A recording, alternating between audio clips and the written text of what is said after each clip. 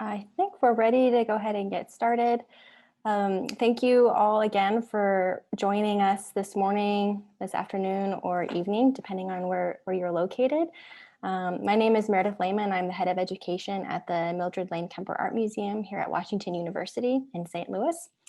And I have the pleasure of introducing you to our speaker today, Eve Rosekind. Eve is a PhD student in the Department of Art History and Archaeology in Arts and Sciences at WashU. She studies late 19th century French art with an interest in Orientalism and Second Empire Paris. She holds a BA in art history from Johns Hopkins University with minors in French culture and museums and society, and an MA in art history from Williams College. She has completed internships at Smithsonian's National Museum of Asian Art and the National Portrait Gallery. Eve was also previously the curatorial assistant for European decorative arts and sculpture at the Fine Arts Museum of San Francisco. The talk today is organized as part of our New Perspectives series, which spotlights emerging scholars in the Department of Art History and Archaeology. The talks focus on one or more works of art from the collection and align with the speaker's expertise and scholarly interests. So Eve's talk today, Myths of the Orient, Deconstructing the European Vision of the Middle East, will examine artistic representations of the Middle East by European artists in the collection in relation to histories of colonialism and empire. We hope that you will participate in the conversation by sharing questions during the hour using the Q&A feature, which I think on most devices is located towards the bottom of your screen, so you can submit your questions there. There will also be time at the end to answer questions too, so please stick around for that. And just a quick note that we are recording today's webinar for those who are unable to attend, or for you, if you'd like to revisit the talk, it will be available on our YouTube page sometime next week. So with that, I'll hand it over to Eve.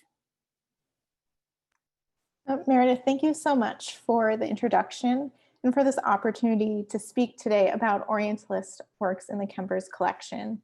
It gives me the chance to talk about 4 central myths of the Orient that were held by Europeans in the 19th and 20th centuries and illustrated by works in the museum's collection.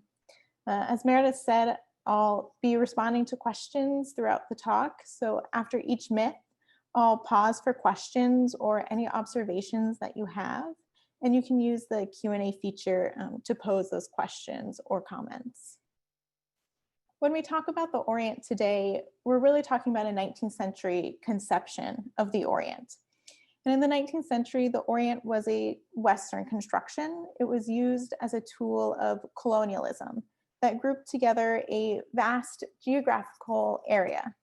So when you would refer to the Orient in the 19th century, you'd be referring to the Middle East, to North Africa, and to Asia.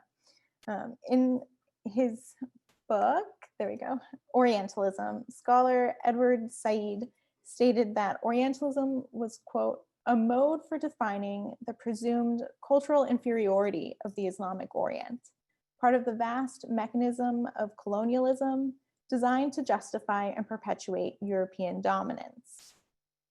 So what Said is suggesting here is that in addition to being this vast geographical marker, Orientalism was also a conceptual idea of European superiority over an inferior other. We put that in quotes because it's not a view that we still hold today, but that's how they viewed it in the 19th century. Orientalism really grew up in the 19th century for 2 main reasons. The first is that modes of travel greatly improved, which gave Europeans access to these new places and a chance to engage with these new people. And the other reason that Orientalism really grew in the 19th century is because in meeting these new people and places, Europe became much more politically involved in the Middle East and North Africa through their colonialist expansion. Now, what this meant for art is that Orientalism resulted in common popular themes that constructed and supported a specific European vision of the Orient. And today we'll mostly focus on the Middle East and North Africa. But how can we look at these Orientalist arts works in the present day? Well, we need to try and resituate them in their historical context and to think critically about these objects, their depictions, and the myths that they construct. And we'll do that today using these 4 works in the Kemper's collection. And throughout my talk today, we should also be asking ourselves 2 critical questions. How do the artists visually support these myths? And whose perspective is really being shown? I mean, I choose to study Orientalism because I find the artworks to be stunning and interesting in their visual qualities, but that is also part of the myth and the fantasy that these artists create for their viewers. And so we still have to work to deconstruct and challenge the narratives that they represent. And so we'll do that, and we'll dive right in with our first myth, which is the Orient as authentic. So with this myth, Europeans in the 19th century assumed that what was presented in a painting or a photograph is a real vision of the Orient, that the image reflects an existing reality. Now, many artists did travel to the Orient. They would go and create works or make sketches that would inform later works, but not all artists did this. Rather, they would rely upon photographs or objects, descriptions, and travel accounts to create their images. Now, one way that artists created these authentic images of the Orient was by filling their canvases with authentic or realistic details. And that really comes through in works like this one, which are part of more genre scenes. And this in particular is like a marketplace scene. So we're looking at a work by Jean-Léon Gérôme, the carpet merchant from 1887. And we can see that Gérôme fills his canvas with exotic, colorful items and different patterns. And so these works were a chance not just to represent the Orient, but a chance for artists to show off their virtuosity and skill in painting these scenes. And I mean, Gérôme does this by showing us the variety of textiles, not just the carpets, but the clothing that these figures wear, or the variety of figures, or even this architectural setting that he creates for us. But now we'll turn to a work in the Kemper's own collection that falls within this genre scene, which is Alexander Louis Loire's The Kitten Seller of Tunis from 1875. Loire was a 19th century French painter known for his genre scenes and his specialization in the history of costume. In this painting, he presents to us a single woman. She's holding 2 kittens, one in each hand, and she has the mother cat sort of in a basket by her feet. So if we try and look at this image for these authentic details, we could focus in on her red skirts. Think about that smooth, maybe silky texture of that skirt in contrast to that fluffiness of the rug that she stands on. All these different elements are meant to suggest a reality that's been recorded by the artist.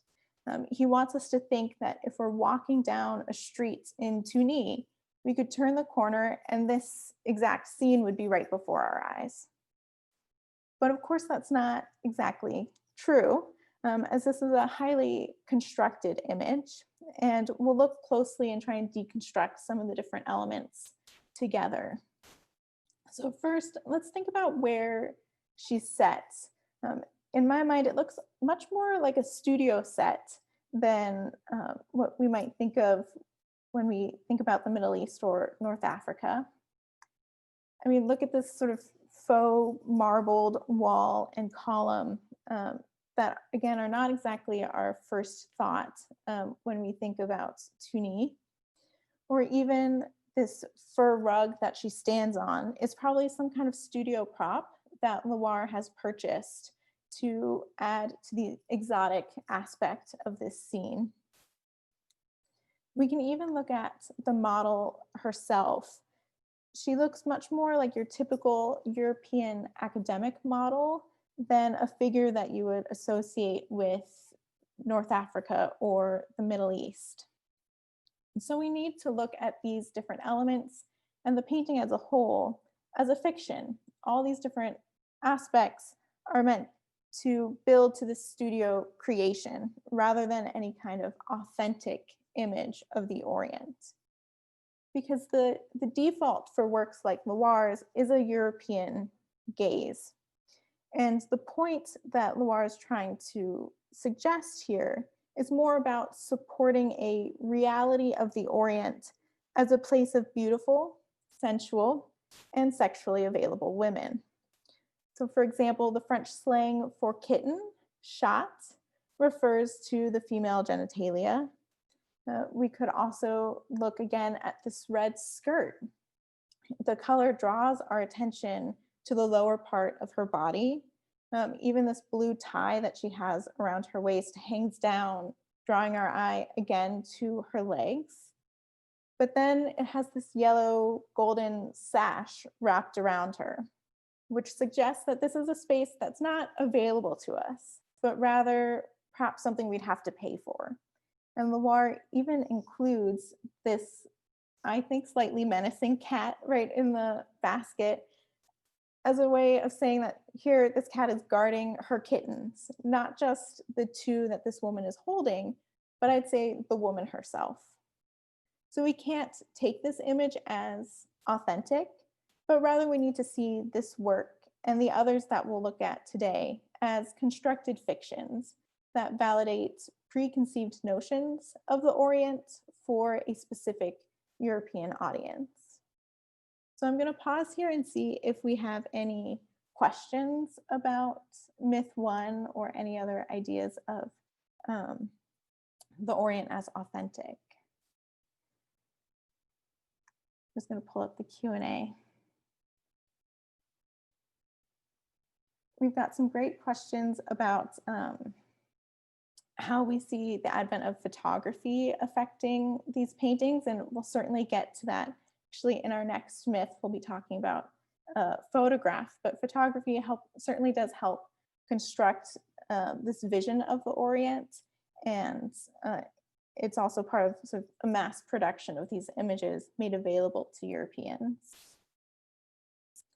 There's also a question about wouldn't the rug be an actual animal skin, and it certainly could be an animal skin of some kind that has been purchased by Loire in Paris to be part of this studio set.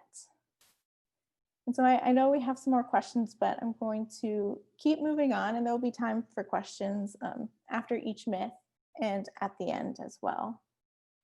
But we'll go on to our second myth, which is the Orient as timeless. And this myth is about Europeans seeing the Orient, the land and the people of the Orient as timeless, as living outside of history, as unaffected by any kind of historical processes, and a belief that they are a land and people unchanged since ancient times. So if you were to go visit the Orient, what you would see is an ancient culture in a way. Thus, these sort of authentic images that we've been talking about can record this past culture, and Europeans believed it was their responsibility to document this past culture that they saw as slowly disappearing. Now, of course, this culture was slowly disappearing due to the colonial interventions of European nations. But to examine this myth of the Orient as timeless, we'll turn to a photograph by Félix Bonfils of the general view of the pyramids from the 1860s. Bonfils was a 19th century photographer who set up La Maison Bonfils in Beirut in 1867 with his wife and sons. La Maison Bonfils became the premier photo studio in the Middle East, and he later opened branches in Alexandria, Cairo, France, and even in New York. Bonfils published several albums of photographs, including a 5-volume album titled Souvenirs of the Orient. And he attracted a lot of tourists to his studio with his photographs of key sites, such as the pyramids that we see here. His photographs are still greatly valued by scholars today for their detail and as records of buildings and sites that have changed since the 19th century. So in some ways, scholars still continue this 19th century idea of these photographs as documenting the Orient, but the way that they employ these images is to illustrate the change over time as a record of time, which is exactly what Europeans were trying to say was not the case of the Orient. Rather, the Orient was a timeless space. But let's think about what Bonfils' image is showing us. Well, he gives us the familiar and famous site of the pyramids at Giza that are here along the horizon, sort of sets them off against this clear but cloudy sky. He even includes the 3-step pyramids here along the horizon. His photograph draws upon tropes of landscape painting in Orientalist art as well. For example, he includes the desert, which is this vast empty space, especially here in this middle ground, that sets off the pyramids as the main focus point of the photograph. But the desert and this sort of vastness helps to suggest the continuation of the scene beyond the frame of the photograph. And we can see he even cuts off sort of just the little edge of the pyramid sort of on either side to suggest the continuation, and that this desert just goes on and on and on. But these different elements are meant to create the atmosphere of the Orient and to suggest the land as static and enduring. Now, one other aspect that he includes in this photograph is this small figural group right here. So he includes one figure and 2 camels. So there's one large camel, and then there's like a little baby camel right in front. And this is another trope of Orientalist art. And the camel and the figures are meant to suggest the trope of the caravan. And that's about the slow, steady movement of these figures across the desert. It's about thematizing this slow passage of time. And of course, this idea of the caravan is also about sort of these inferior modes of transportation that were found in the Orient, as opposed to the new modes of European transportation that allowed them to access these new spaces. Now, we like to think of photography as an objective medium, but it can produce highly constructed images as well. And Bonfils constructs his photo in 3 specific ways. So first, he chooses a specific site that is familiar and expected to his European viewers. And I'd say that probably even today, when someone talks about North Africa or Egypt, many of us probably still conjure an image of the pyramids, like what Bonfils shows us in his photograph. Another way that Bonfils constructs his image is by including that small figural group. They provide a sense of scale to the work. Their smallness suggests the monumentality of the pyramids that we see on the horizon. And then the third way that he constructs his image is by suggesting that this is, again, an authentic reality that he's presenting to us. He's got a local figure and some camels, which he's captured walking through the desert. It's a suggestion that if you were to go visit the pyramids, this is what you would see during your visit. Yet, if the pyramids were such a popular stop on a trip to Egypt, what is Bonfils' image missing? Well, all of the tourists. He purposefully excludes any signs of European presence or modernity that would mark it in a specific historical moment.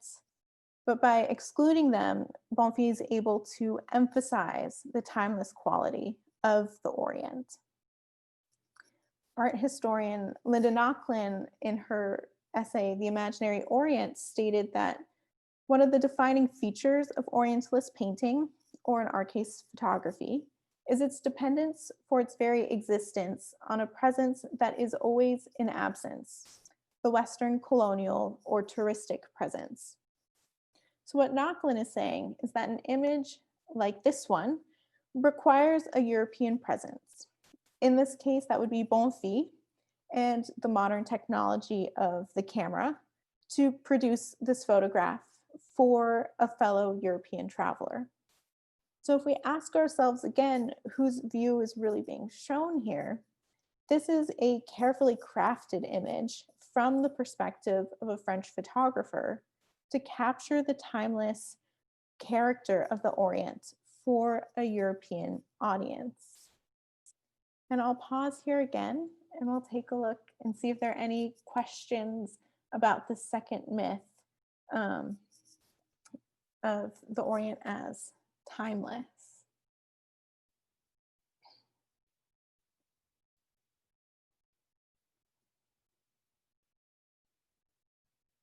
Let's see. We have a question of, were the main consumers of these paintings and photographs individuals who'd been to the Orient or those who had never traveled to those places?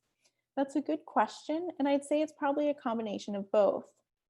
Most of the paintings that we see were produced in order to be sent to Europe to be sold or shown in the French exhibitions or sold on the French art markets. And that's also the case with these photographs. They'd be produced and sold both in the Orient, but also it's meant to be used in France or Europe as well.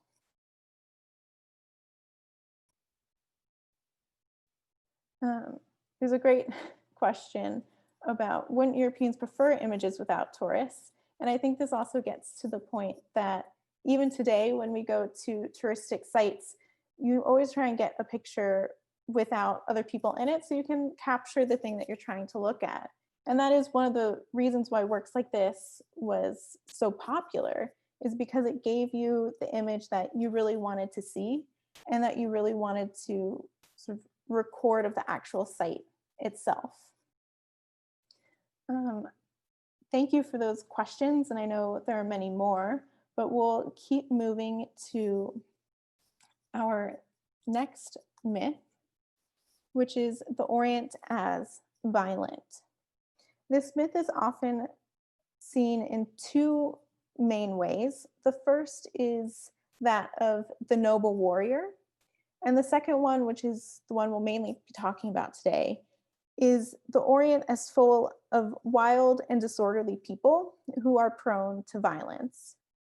Now, this idea comes as part of the larger construction of the Orient, which is the Orient as inferior to Western culture and civilization, so placed in contrast to European law and order.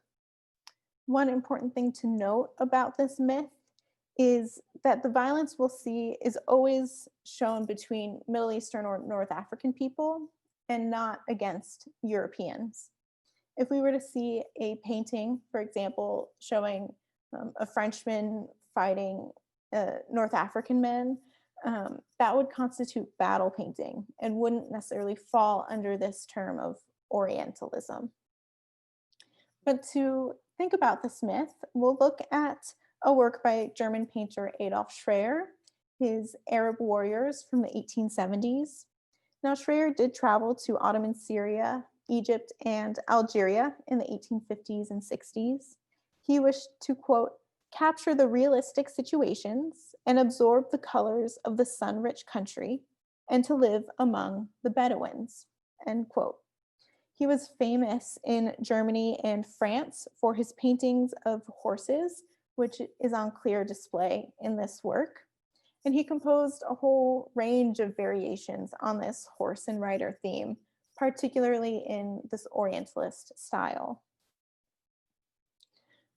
But I would want us to think about, how does Schreyer visually convey the violence in this painting?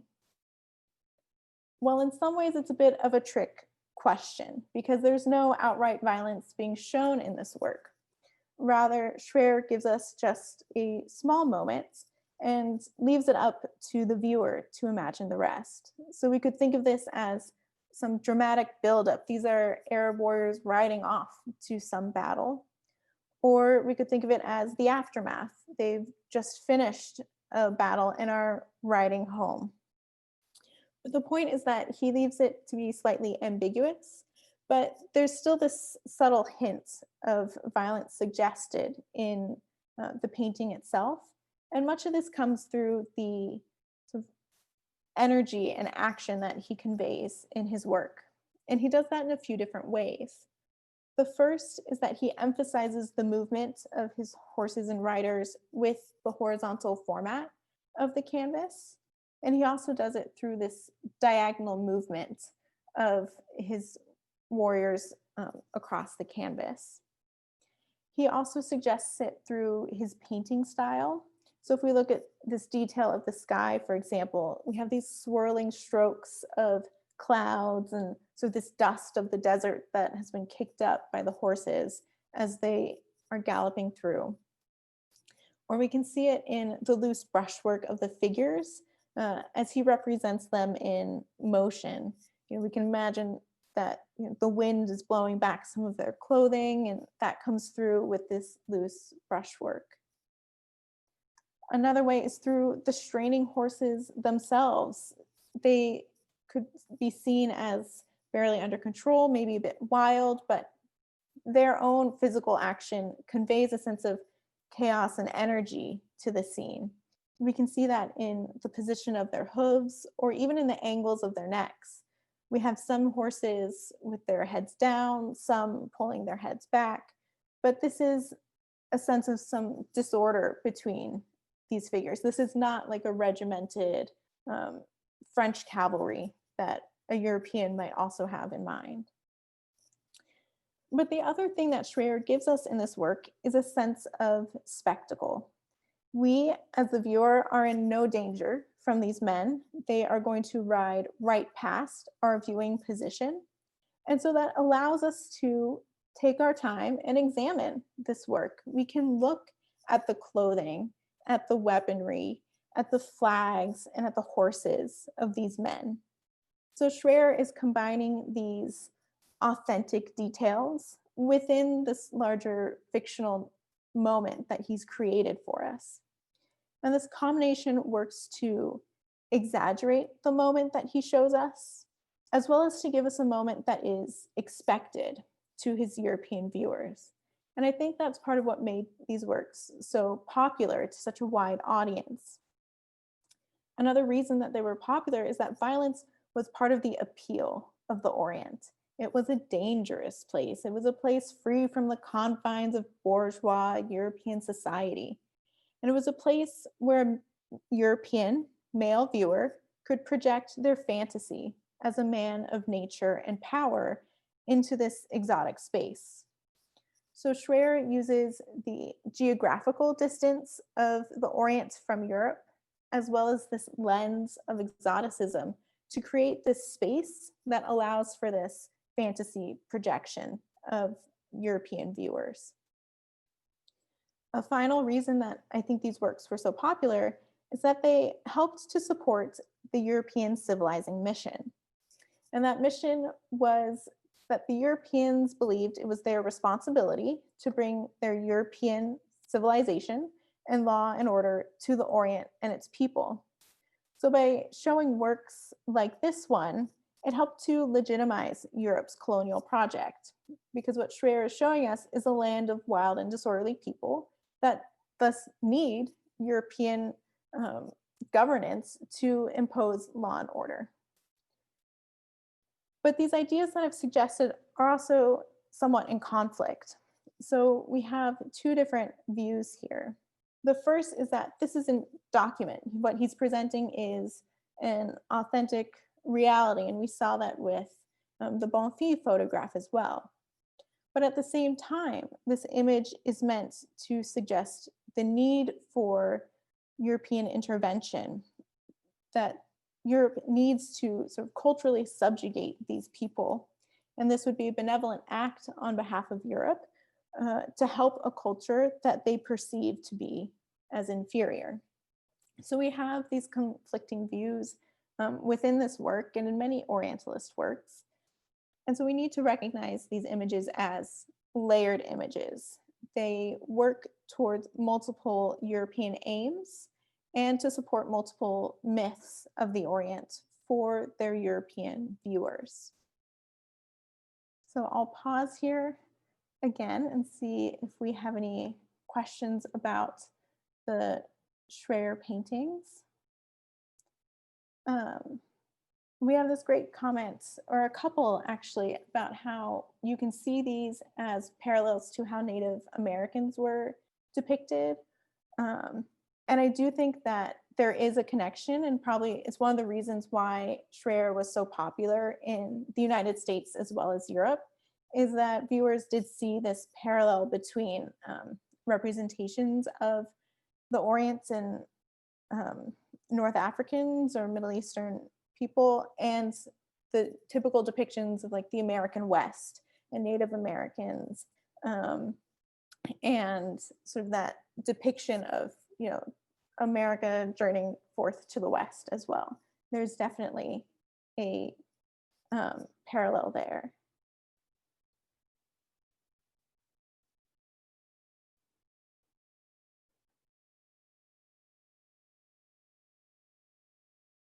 Let's see.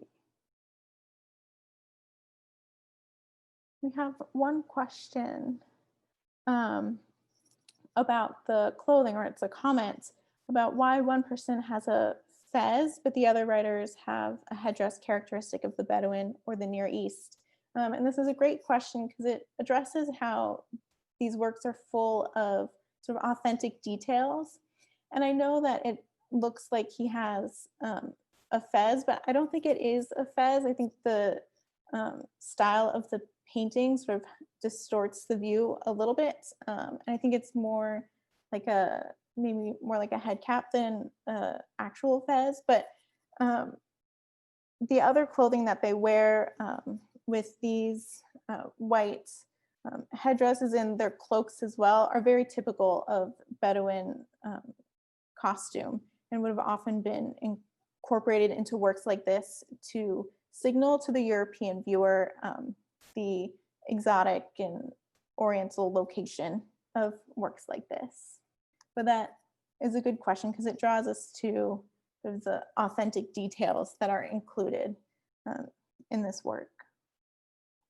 So thank you for those questions, and we'll move on to our final myth. So in contrast to the Orient as violent is our fourth and final myth of the Orient as erotic. And this myth is about the Orient as a place of eroticism and sexual fantasy. So we can even think back to the kitten seller a little bit in this case. And this myth is about really the Western European, male gaze that sees exotic female figures as objects of their desire. And this myth also helps to characterize the Orient as female, and thus as inferior, and thus easily conquered. And that's both militarily and sexually. Now, a key artistic theme of this myth is the odalisque. And here we're looking at Jean-Auguste Dominique Ancle's The Grand Odalisque from 1814. And an odalisque is a harem slave or concubine. So immediately there's this suggestion of male domination and female subjugation.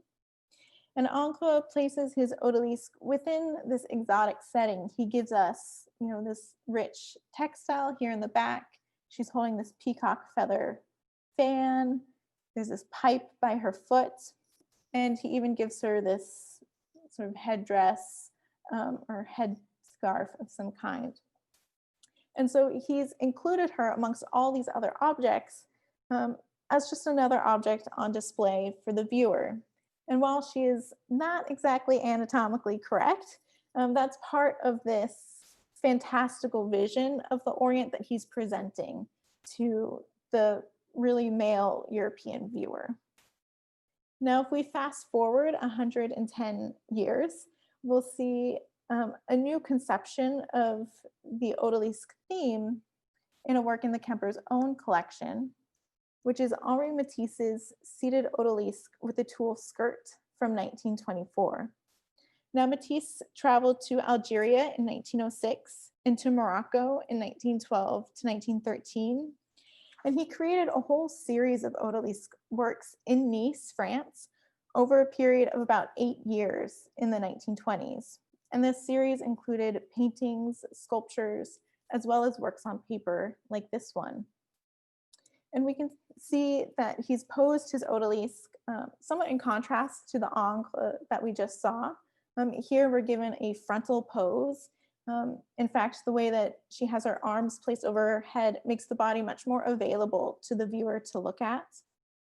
He also includes these exotic patterns and decorative elements that we've been talking about. We can see it along the bottom of the tulle skirt that she wears, or in the screen behind her. But these different decorative elements help to sort of flatten the space of the image, to sort of enclose the space.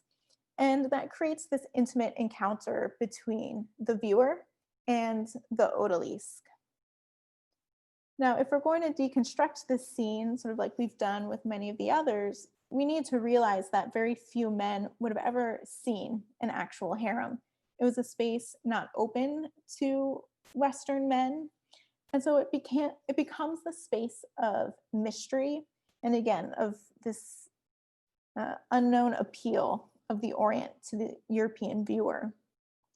The harem was a space in which they can project their fantasies. And we can think of it like Schreyer's painting as well, that the exotic lens and the distance sort of allows men to project their sexual fantasies. But here this is onto exotic women's bodies.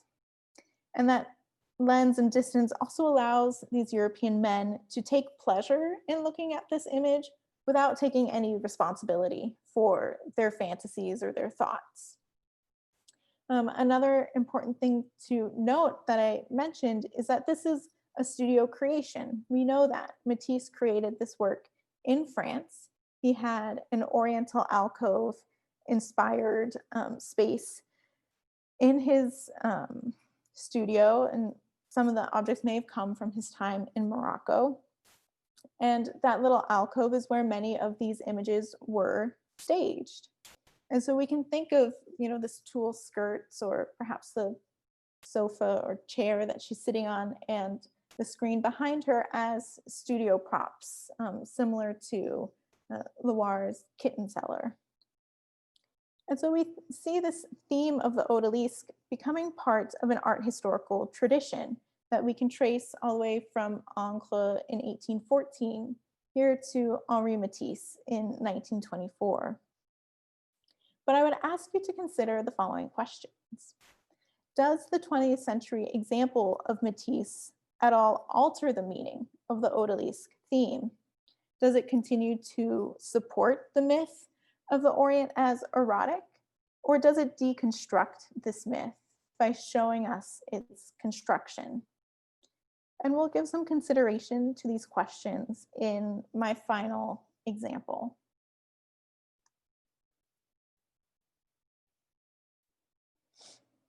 I'd like to close by looking at Picasso's Les Femmes d'Alger from 1955 in the Kemper's collection. This work is part of a series of 15 paintings, this being the second to last in the series. And unlike Matisse, Picasso never traveled to the Middle East. Rather, he based this painting on other works that he'd seen, such as Eugène Delacroix's Women of Algiers in Their Apartment in 1834. Picasso was a big admirer of Delacroix's work, and he would often go to the Louvre to see this painting. But Picasso's work is also inspired by Henri Matisse's work as well. Uh, Matisse had died in 1954, just shortly before Picasso began uh, his Femme d'Alger series. And he famously said, Picasso famously said, quote, "When Matisse died, he left his odalisques to me as a legacy." And we can even see some of that here in the way that Picasso has copied this pose from Matisse. I mean, it's a common pose to have. It creates a very available body, but he's sort of incorporating these different elements into his own painting. And we can see the figure, it's this blue one right here towards the back of the painting. But unlike Matisse, Picasso's interest was not in the Orient, but on integrating himself and his work within the narratives of modern art and in establishing his relation to his historical and contemporary peers. So Picasso changes the visual language and style from his predecessors, and we can see that if we compare this work to the Encre, the Matisse, or the Delacroix. Rather, Picasso uses his deconstructive cubist style that distorts these female forms. They become much more object than figure. We can see that especially with this body here on the left. It's sort of the most articulated of the four women, and yet he leaves her face blank, which is usually the space where one would try to, engage with another person. But Picasso's painting still greatly relies upon the traditional myths of the Orient, such as the sexualization of women. Picasso's cubist interpretation of the Orientalist theme and the erotic myth of the Orient demonstrate the longevity of these themes that perpetuate certain visions of the Orient. But that is not where this end of the story for this painting is.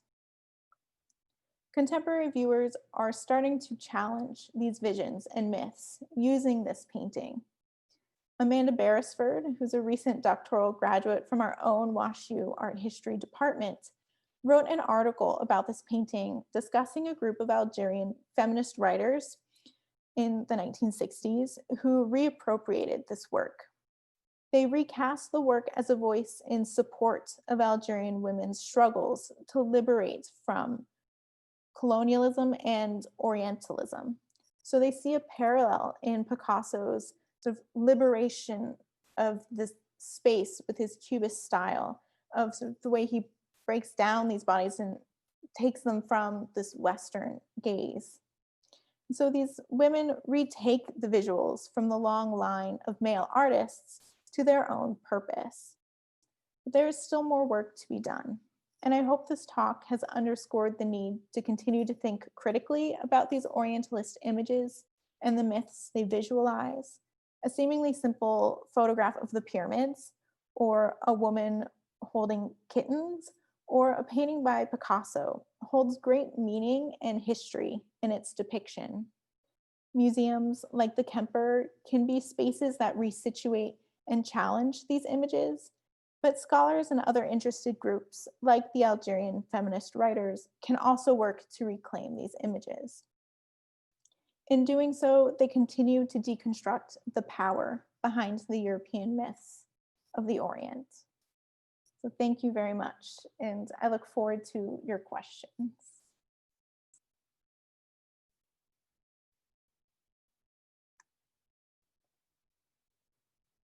Let's see.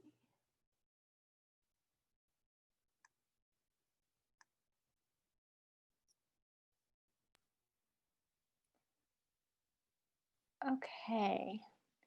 Can you hear me? Come back on? Yeah, okay. Great.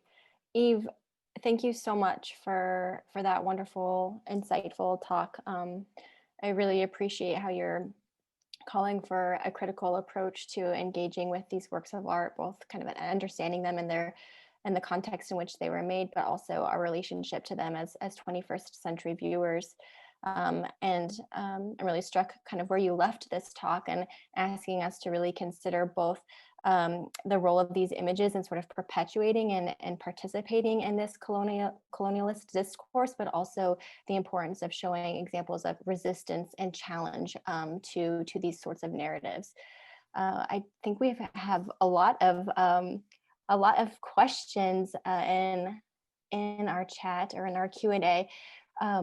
I'll maybe go back to one that was asked sort of at the beginning of your talk, which was a question about the advent of photography in affecting these paintings. I think this was maybe in relationship to the Loire, the Kitten Cellar of Tunis.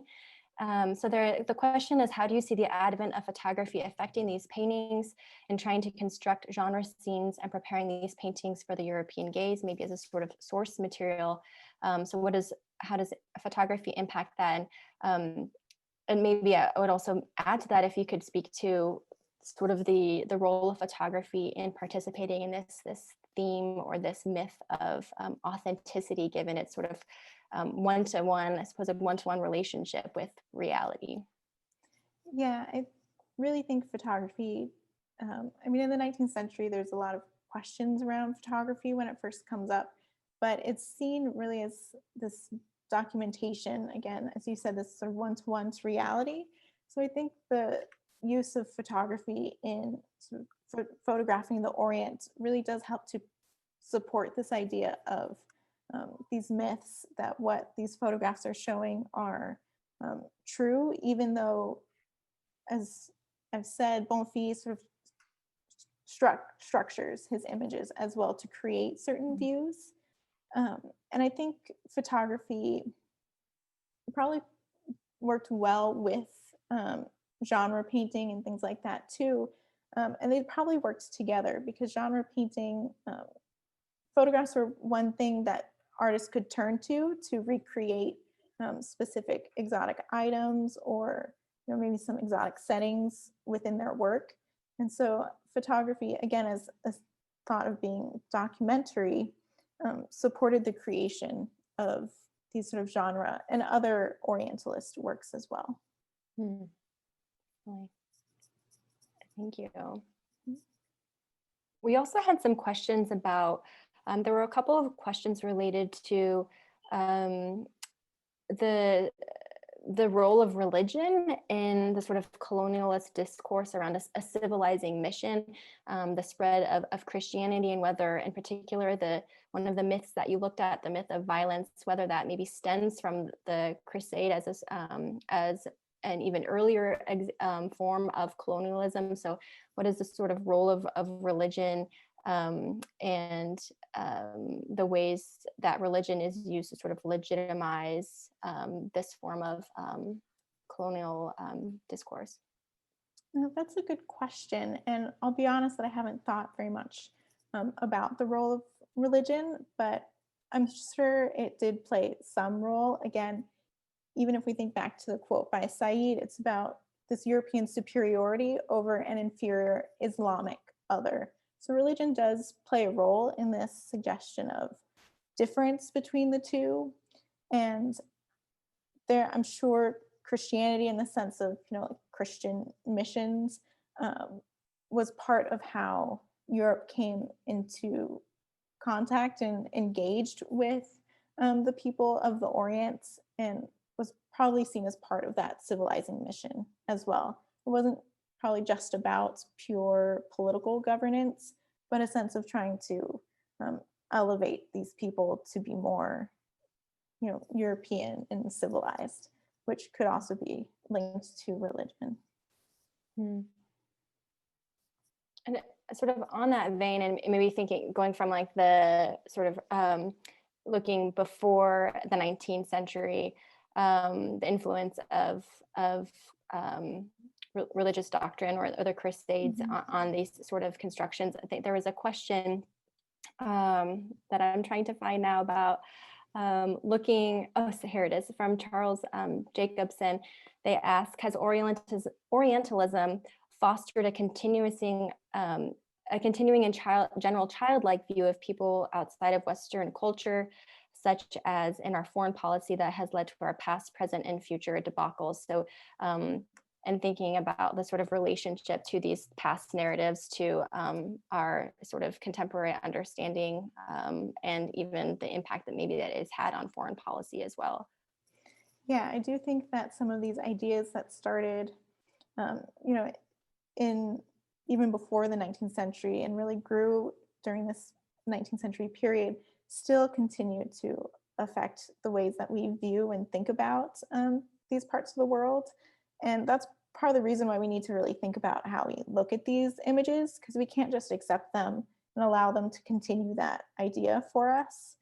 But the Europeans did have this sense of the sort of the Orient as full of people that are maybe not exactly childlike, but there's definitely a myth of these people as lazy, and thus, like there are many images showing them as sort of idle, laying around in the heat of the desert, and that it was then the Europeans' responsibility, since these people weren't going to take care of their own culture. The Europeans then believed they needed to come in and document this culture and to help these people that they saw as inferior.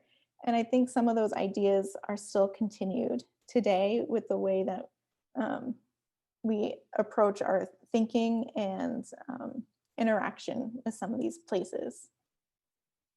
Yeah, and I think you had mentioned this too in your talk, that, and this was also in the comments, that some people were noticing similarities in the representation of indigenous cultures in North America, and the ways that these images sort of legitimized myths of manifest destiny to support white settler colonialism. So definitely a lot of parallels.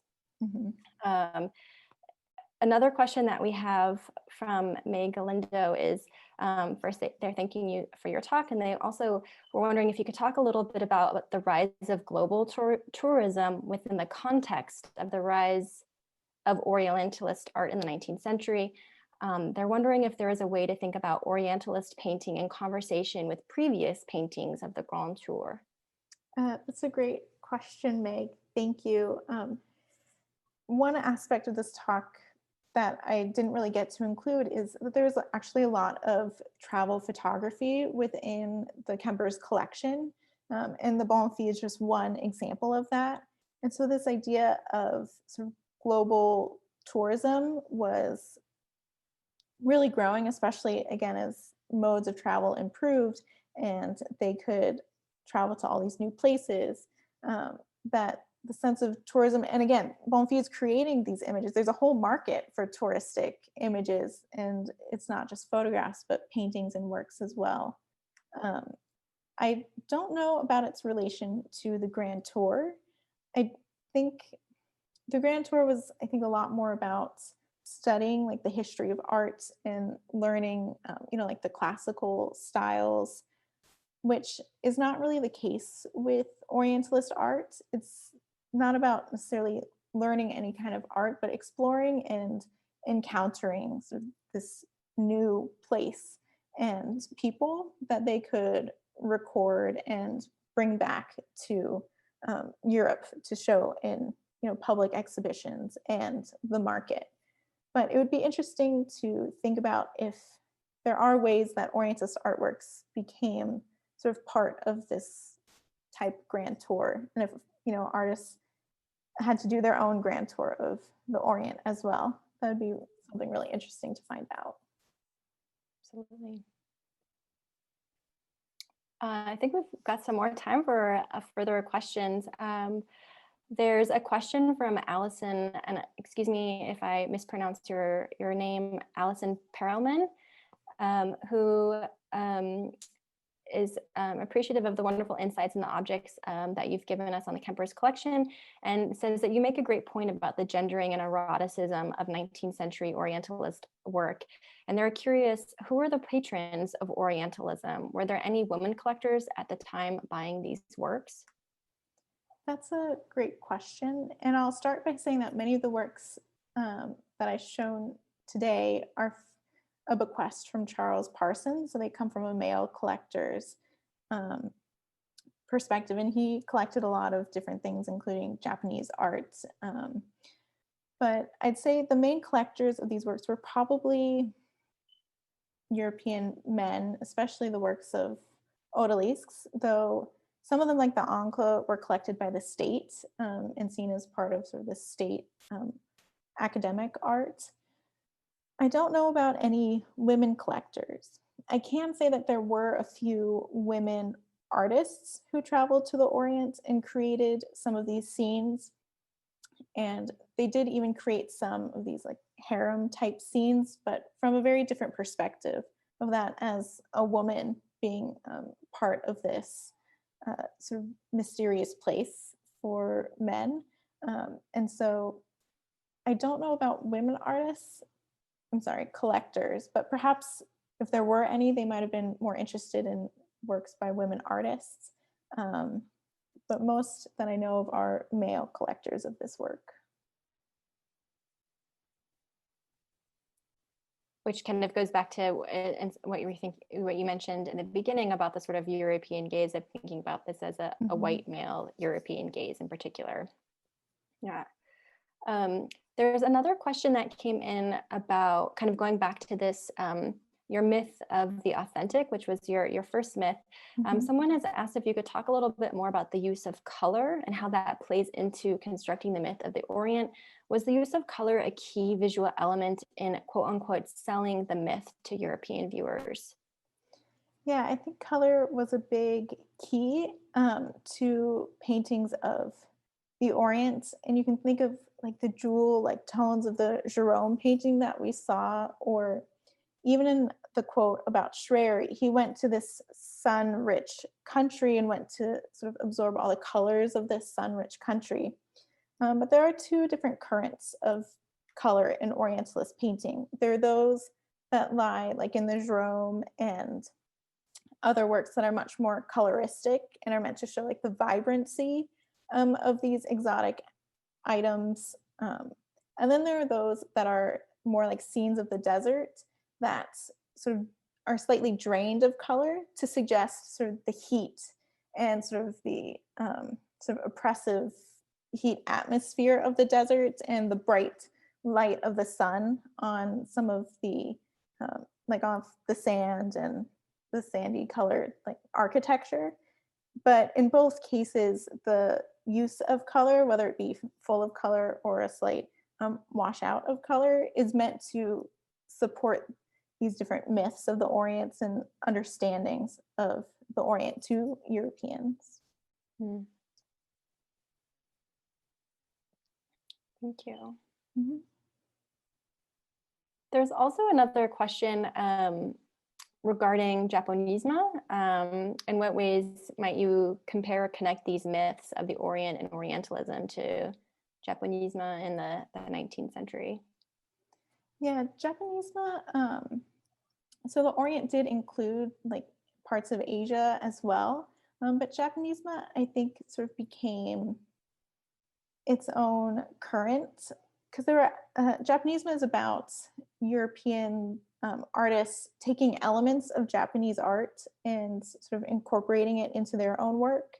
Though there's also just this wider trend of fascination with Japanese culture, and they collected and made art about Japan as well. But Japonisme was, I think it seemed, at least in my opinion, a bit more of an exchange in a sense than I would say this artwork of North Africa and the Middle East. And that might actually have to do with sort of the politics of the 19th century. Japan was in no way a colonial entity of France, which, you know, the French definitely colonized parts of North Africa and the Middle East. So I think that political and power hierarchy really influenced the way that Europeans depicted and saw the Orient, which isn't really the case, I think, with Japonisme and the European fascination with Japan. Thank you. So we're nearing the hour. Just going through some of our questions. definitely some comments about how a lot of these sort of harmful myths are still perpetuated today, and sort of thinking about that our 21st century perception is in many ways shaped by some of these earlier narratives and histories. That one comment from Barbara Cook, that maybe even our perception of the pyramids, or that they are still seen as sort of monumental and timeless as well. So thinking about that relationship between past and present. I think the one other question, I'll just add it and make it live, is about, you could say more about this sort of generalized feminization of the so-called Orient that carries over, and thinking about the languor of the odalisques and women of the so-called Orient more generally, and those of upper class women depicted in Gilded Arab portraits and scenes. Yeah, could you say more? Could you say that there is a generalized feminization of the Orient that carries over? There's definitely the generalization of the Orient as feminine, and that does come into like the sense of languor, slight laziness. But as far as Gilded Age portraiture, I really don't know. I haven't studied much Gilded Age portraiture, but there might be some kind of connection. But I would find the context to be quite different. I mean, I would think Gilded Age portraiture would have a bit more to do with the sense of leisure time, which I guess is true for like these women in the Orient, but it wasn't so much about leisure. It's probably more a comment on these exotic women's morals and their lack of interest in doing any kind of activity. So it's probably a much more negative idea in terms of Orientalism than you would think of in Gilded Age portraiture, because also portraiture is something that's commissioned. So perhaps they wanted to be seen in that way, but I don't know. Well, we have some more questions, but I don't think we have time to get through everything. Thank you again, Eve, for this very engaging talk that really asks us to think about sort of recontextualizing, as one of our attendees said, recontextualizing our understanding, and developing a sort of historical consciousness of where our understanding today comes from. The recording for today's webinar will be on our YouTube channel. So if you go to youtube.com and search for the Mildred Lane Kemper Art Museum, you can find our YouTube channel there, and we have all recordings from our past online programs as well. So this today's recording should be available sometime mid next week, so you can look for it there as well. I hope everyone enjoys the rest of their Saturday, and we look forward to welcoming you again to another online program. So thank you, Eve. Thank you.